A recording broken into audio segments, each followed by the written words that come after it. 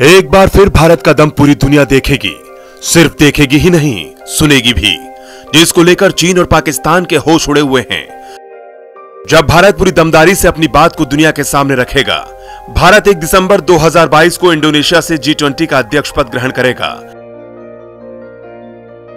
इसके बाद 2023 में पहली बार भारत G20 देशों की शिखर बैठक आयोजित करेगा। दिसंबर 2022 से लेकर 30 नवंबर 2023 तक यानी 1 साल तक G20 की अध्यक्षता की जिम्मेदारी संभालेगा। विदेश मंत्रालय के बयान के मुताबिक राष्ट्राध्यक्षों और शासनाध्यक्षों के स्तर पर G20 देशों के नेताओं का शिखर सम्मेलन 9 और 10 सितंबर 2023 को दिल्ली में आयोजित किया जाएगा। अब आपको बताते हैं कि आखिर ये G20 है क्या और चीन और पाकिस्तान आखिर भारत में G20 की बैठक से क्यों परेशान हैं।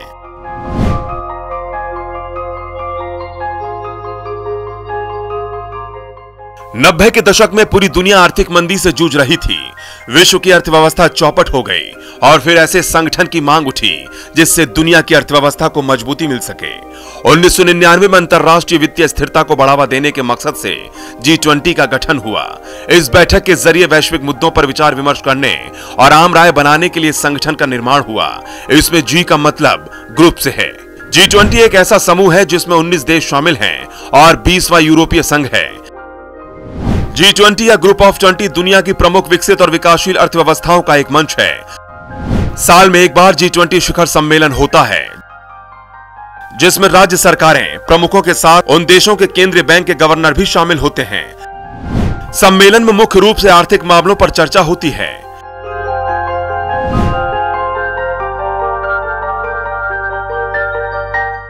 अर्जेंटीना, ऑस्ट्रेलिया, ब्राजील, कनाडा, चीन, France, Germany, Bharat, Indonesia, Italy, Japan, Korea, Mexico, रूस, सऊदी अरब, दक्षिण अफ्रीका, तुर्की, यूके, यूएसए और यूरोपीय संघ शामिल हैं। ये सभी सदस्य मिलकर दुनिया की जीडीपी का 85% हिस्सा बनाते हैं।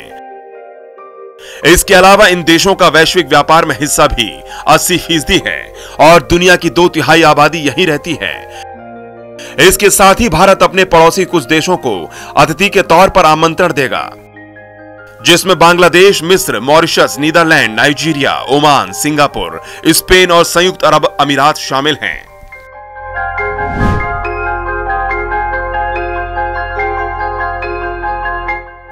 G20 का कोई स्थायी मुख्यालय नहीं है और इसका एजेंडा और कार्य का समन्वय G20 देशों के प्रतिनिधि तय करते हैं, जिन्हें शेरपास के रूप में जाना जाता है, जो केंद्रीय बैंकों के वित्त मंत्रियों और गवर्नरों के साथ मिलकर काम करते हैं।